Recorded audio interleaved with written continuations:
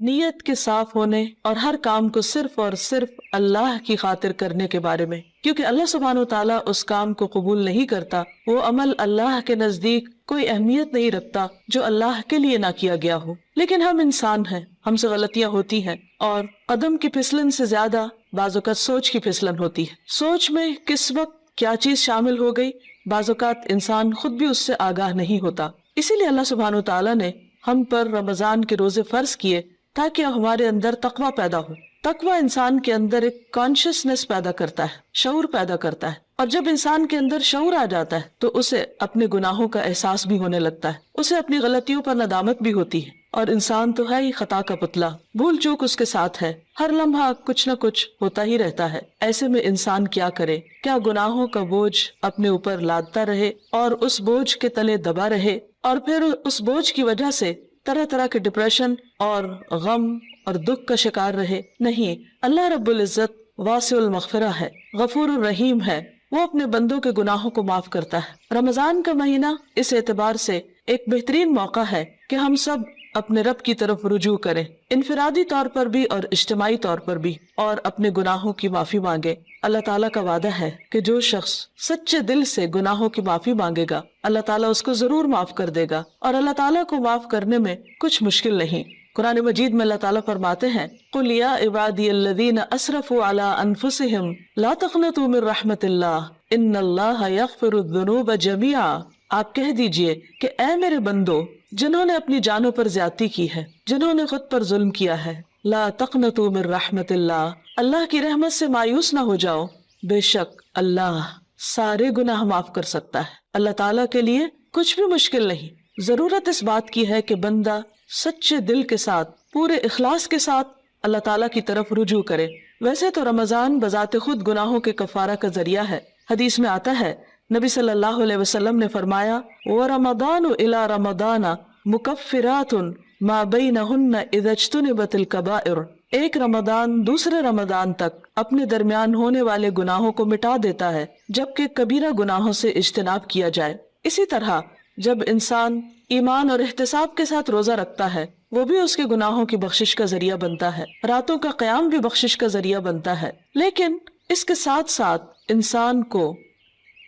پورے شعور کے ساتھ، پورے احساس کے ساتھ خود اللہ کی طرف رجوع کرنا چاہیے اور اپنے گناہوں کی معافی مانگنی چاہیے، خصوصاً کبیرہ گناہ، ان کے لیے معافی مانگنا ضروری ہے۔ اللہ تعالیٰ سے توبہ کرنے کا ایک طریقہ بھی بتایا گیا، اور وہ یہ کہ انسان اپنے گناہوں پر نادم ہو، شرمندہ ہو، ان کا اعتراف کرے، ان کو مانے، اور پھر آئندہ نہ کرنے کا وعدہ کرے، اور پھر اپنی زندگی کی اصلاح کر لے۔ انسان کی انسانیت اسی میں ہے کہ وہ اللہ تعالیٰ کی طرف رجوع کر لے اور گناہوں کا اعتراف کرے۔ انسان اور شیطان میں یہی فرق ہے۔ شیطان نے جب انسان کو یعنی آدم علیہ السلام کو سجدہ کرنے سے انکار کیا تو اس کے بعد جب اس سے پوچھا گیا کہ ما منعک الا تسجد اذ امرتک، اللہ تعالیٰ نے فرمایا کہ تمہیں کس چیز نے روکا تھا کہ تم سجدہ کرتے جبکہ میں نے تمہیں حکم دیا تھا؟ تو اس پر بجائے اس کے کہ وہ نادم ہوتا، اپنی غلطی کا اعتراف کرتا، وہ اکڑ گیا اور اللہ سبحانہ وتعالیٰ کو بلیم کرنے لگا۔ اس کے برعکس آدم علیہ السلام سے جب خطا ہوئی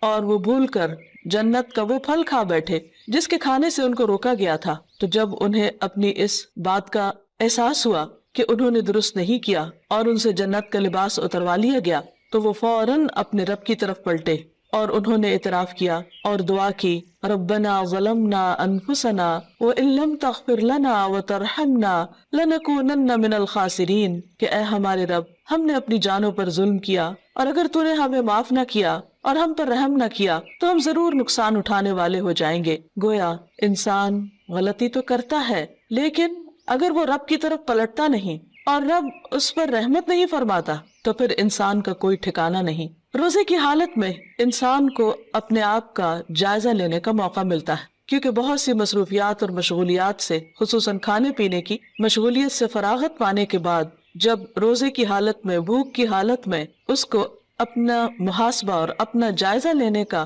موقع ملتا ہے تو اپنی چھوٹی بڑی بہت سی خطائیں، بہت سی غلطیاں یاد آنے لگتی ہیں۔ ایسے میں انسان کا کام یہ ہے کہ انسان اپنی ہر غلطی پر اللہ تعالیٰ سے توبہ کرے اور دن میں کثرت کے ساتھ استغفار کرتا رہے، اللہ سبحانہ و تعالیٰ کی طرف رجوع کرتا رہے۔ خاص طور پر روزے کی افطاری کے وقت اور پھر سحری کے وقت، کیونکہ سحری کا وقت توبہ استغفار کا وقت ہے۔ قرآن مجید میں اللہ تعالیٰ اپنے بندوں کی خصوصیت بیان کرتے ہیں، وَبِالْأَسْحَارِ هُمْ يَسْتَغْفِرُونَ، اور سحری کے وقت وہ استغفار کرتے ہیں۔ سحری کے وقت یا تو سحری کی تیاری ہو رہی ہوتی ہے یا پھر انسان اس وقت کچھ کھا پی رہا ہوتا ہے، لیکن کچھ نہ کچھ وقت، خواہ وہ کام کاج کے دوران ہی کیوں نہ ہو، ضرور ایسا نکالنا چاہیے کہ جس میں انسان شعوری طور پر اللہ تعالیٰ سے توبہ کرے، کیونکہ اللہ تعالیٰ اس وقت اپنے بندوں کی طرف خاص طور پر توجہ فرماتا ہے۔ حدیث میں آتا ہے، ينزل اللہ تعالی الى السماء الدنیا كل ليلة لنصف الليل الآخر او لثلث الليل الآخر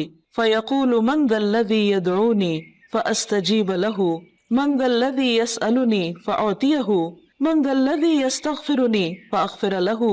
حتى يطلع الفجر۔ اللہ تعالیٰ ہر رات کو آدھی رات یا ایک تہائی رات کے آخری حصے میں آسمان دنیا پر نزول فرماتے ہیں اور ارشاد فرماتے ہیں کہ کون ہے جو مجھ سے دعا مانگے اور میں اس کی دعا قبول کروں، کوئی ہے جو مجھ سے سوال کرے کہ میں اسے عطا کروں، کون ہے جو مجھ سے استغفار طلب کرے اور میں اسے بخش دوں، یہاں تک کہ فجر طلوع ہو جاتی ہے۔ یعنی اس وقت خاص طور پر اللہ تعالیٰ اپنے بندے کی طرف متوجہ ہو کر اس کو پکارتا ہے کہ تم غلطی کرنے کے بعد میری طرف لوٹ آؤ۔ رمضان ایک مبارک موقع ہے کہ جس میں انسان سحری کے وقت اٹھ ہی جاتا ہے، تو اس وقت اللہ سبحانہ تعالیٰ کی اس پکار پر لبیک کہتے ہوئے اپنے گناہوں کی معافی مانگنی چاہیے اور اس کی طرف رجوع کرنا چاہیے، کیونکہ وَمَن يَغْفِرُ الذُّنُوبَ إِلَّا اللَّهُ، کون ہے جو گناہوں کی بخشش کرے سوائے اللہ کے۔ ہم میں سے کون ہے جو یہ دعویٰ کرے کہ اس سے کبھی کوئی غلطی نہیں ہوئی یا اس نے کوئی گناہ نہیں کیا؟ ہم سب خطا کار انسان ہیں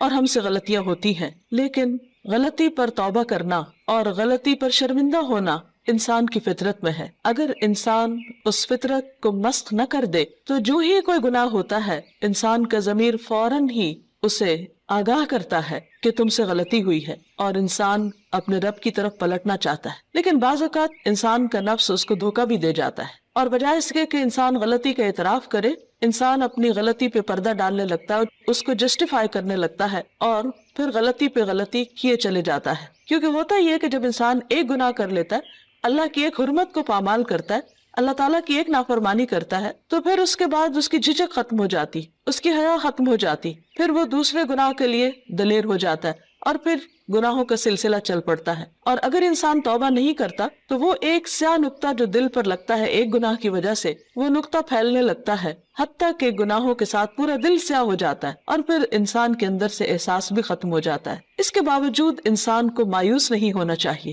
جب تک انسان کی جان ہے، انسان کی سانس کا سلسلہ چل رہا ہے، اس کے لیے معافی کا دروازہ کھلا ہوا ہے۔ حدیث میں آتا ہے کہ ان اللہ یقبل توبۃ العبد ما لم یغرغر، اللہ تعالیٰ بندے کی توبہ قبول کرتا ہے جب تک کہ اس کے سانس اکھڑنے نہ لگے، یعنی دنیا سے رخصت نہ ہونے لگے، فوت نہ ہونے لگے۔ تو گویا ابھی اللہ تعالیٰ نے ہمیں جو زندگی اور یہ موقع دیا ہے، اس میں ہم واپس پلٹ آئیں، رجوع کر لیں، اللہ تعالیٰ کو راضی کر لیں اور کبیرہ اور صغیرہ دونوں طرح کے گناہوں سے معافی مانگیں۔ صغیرہ گناہوں کے کفارے کے لیے تو نماز، روزہ، حج، زکوٰۃ اور دیگر نیکیاں، امر بالمعروف، نہی عن المنکر، یہ چیزیں انسان کے لیے کفارہ بن جاتی ہیں، لیکن خصوصاً کبیرہ گناہوں کے لیے خاص طور پر معافی مانگنا ضروری ہے۔ مثلا کبیرہ گناہ کیا ہے؟ مثلا اللہ سبحانہ تعالیٰ کے ساتھ شرک کرنا اور اس کے بعد والدین کی نافرمانی، والدین کو ناراض کرنا، ان کا دل دکھانا، ان کو پریشان کرنا، ان کی بات نہ ماننا۔ اللہ سبحانہ تعالیٰ نے ایک نہیں کئی بار اپنے حق کے بعد انسانوں میں سے سب سے پہلا حق جس کا بتایا وہ والدین ہے، اور اللہ تعالیٰ کی رضامندی والد کی رضامندی میں ہے اور اللہ تعالیٰ کی ناراضگی والدین کی ناراضگی میں ہے۔ والدین کو ناراض کرنا کبیرہ گناہ ہے، اور اگر انسان کی وفات اس حال میں ہو جاتی تو اس وقت تک معافی نہیں ہوگی جب تک کہ والدین معاف نہ کر دیں۔ حقوق العباد کے سلسلے میں جو بھی حق تلفی ہوتی، خواہ والدین کی نافرمانی یا کسی اور کی، یہ بات یاد رہے کہ انسان کو اس وقت صرف اللہ تعالیٰ سے ہی نہیں، بندوں سے بھی معافی مانگنی ہوگی، یعنی بندوں کو بھی راضی کرنا ہوگا۔ والدین کے بعد باقی رشتہ دار، دوست احباب اور انسانوں میں سے کسی انسان پر بھی اگر کوئی ظلم یا زیادتی ہوئی ہو تو اس کے لیے توبہ استغفار اور اس کے ساتھ ساتھ اس بندے سے معافی مانگنا بھی ضروری ہے۔ اسی طرح زبان کے بہت سے گناہ کبیرہ گناہ ہے، مثلا جھوٹ بولنا۔ اسی طرح غیبت، اور غیبت کیا ہے؟ کسی مسلمان بھائی کی پیٹھ پیچھے اس کی برائی کرنا، کسی پہ جھوٹا الزام لگانا، کسی کو تانا دینا، کسی کے بارے میں بدگمانی کرنا، کسی کا مذاق اڑانا، نقلیں اتارنا، یہ سب دوسروں کا دل توڑنے والی باتیں، یہ تہذیب کے دائرے سے نکلی ہوئی حرکتیں، اور ہمارا دین ان چیزوں کی قطعاً ہمیں اجازت نہیں دیتا۔ کسی کے ساتھ اختلاف کا ہو جانا، کسی کی بات کو ناپسند کرنا، یہ ہر انسان کا حق ہے، لیکن یہ سب کچھ دلیل کی بنا پر ہونا چاہیے، محض جذبات کی بنا پر نہیں، کہ ہم اگر کسی سے اختلاف کرتے ہیں تو پھر ہم اپنے لیے اس بات کو جائز کر لیں کہ جیسے چاہے پھر اس کے ساتھ معاملہ کرے، یا جیسے چاہے اس پر الزام تراشی کرے، اور پھر اس کے بعد خود کو سچا ثابت کر کے یا اپنے آپ کو مطمئن کر لے، تو یہ بات جائز نہ ہوگی، یہ کافی نہ ہوگی۔ انسان کے لیے خود اس کا سب سے بڑا دشمن اس کا اپنا نفس ہے، اور انسان بعض اوقات باہر کے دشمن کو پہچان لیتا ہے لیکن اندر کے دشمن کو نہیں پہچانتا، جب وہ انسان کو غلطی پر تھپکیاں دے کر سلا دیتا ہے، یا اس کو مطمئن کر دیتا ہے، یا پھر اسے صرف دوسروں کے عیب دکھاتا رہتا ہے اور اپنے عیب بھلوا دیتا ہے۔ اس لیے بہت ضروری ہے کہ ہم ان تمام گناہوں، خواہ وہ جسم سے تعلق رکھتے ہوں، خواہ وہ دل سے تعلق رکھتے ہوں، خواہ وہ زبان سے تعلق رکھتے ہوں، ان تمام گناہوں پر نمبر 1 شرمندگی کا اظہار کرے، نمبر 2 ان کا اعتراف کرے، نمبر 3 آئندہ نہ کرنے کا وعدہ کرے، اور نمبر 4 اللہ رب العزت سے دعا کرے کہ وہ ان گناہوں کو ڈھانپ دے، ان کو ہمارے نامہ اعمال سے مٹا دے، اور ہماری توبہ کی وجہ سے ان گناہوں کو بھی ہماری نیکیوں میں بدل دے،